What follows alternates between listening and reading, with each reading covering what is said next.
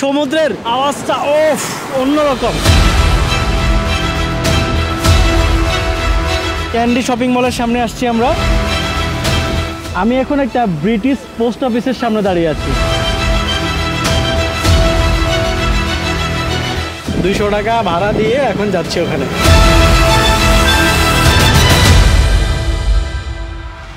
Guys বের হতে না হতেই হচ্ছে নোয়ারালিয়াতে বৃষ্টি শুরু হয়ে গেছে। তো আমরা একদম মানে অন্ধকার হয়ে গেছে চারপাশে, একটু আপনাদেরকে দেখাই। দেখতেই পাচ্ছেন যে হেভি বৃষ্টি। জায়গাটা কিন্তু অস্থির, অসাধারণ। আস্তে আস্তে আপনাদেরকে যতগুলো ভিউ দেখাইছি প্রত্যেকটা ভিউ এক একটা ফ্রেম। ওয়াও। তো বেসিক্যালি হচ্ছে এই শহরটা কিন্তু অনেক উপরে সমতল থেকে, এটা আমি আমার আগের ব্লগেও বলছি। তো এই জন্য হচ্ছে এই জায়গার আবহাওয়াটা একেবারেই আলাদা। এখানে আমি দেখছি যে 24 আওয়ার সবাই হচ্ছে মাইনাসের জামা কাপড় পরে থাকে। আপনার ঠান্ডা একদম মানে মোটামুটি সহনীয় ঠান্ডা, মানে খুবই সুইট একটা ঠান্ডা এখানে। তো যাই হোক, আর বৃষ্টি কালকেও হয়েছে অল্প একটু, আজকে একবারে মোটামুটি ভালোভাবেই হচ্ছে। এই যে দেখা যাচ্ছে।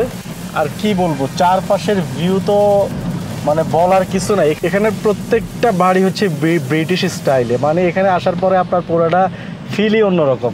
এই যে দেখেন প্রত্যেকটা বাড়ি হচ্ছে ব্রিটিশ স্টাইলে। যত দূর যাচ্ছি আসলে মানে মনেই হচ্ছে যে আসলে একটা অন্যরকম একটা দেশে আছি, যেখানে হচ্ছে আপনার ওই দেখি না আমরা ভিডিওতে যে রোডগুলো অনেক সুন্দর,